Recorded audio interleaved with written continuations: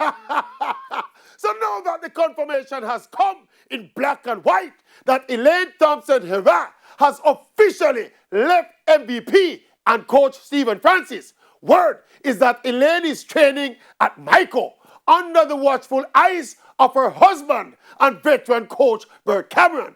So people are now in turn beating up on Elaine for at the time calling the reports of her then imminent move a rumor being spread by the Jamaican media, targeting her because she's the fastest woman alive and blah, blah, blah. People are beat her now, so she's proven to be pathologically mendacious. In other words, she lied. But you know what I say? The Maverick is going to go Maverick on this one.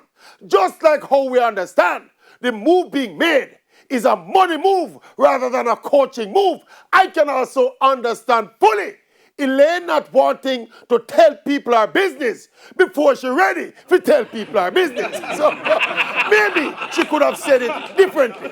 But the question dropped, and in a moment, she just tell them a thing. Me not kill her for that. Yes, that is like me right now announcing that I, the Maverick, said all that I can say about Elaine on sports commentary tonight. But it's not really true, because I have a million more things we could have said.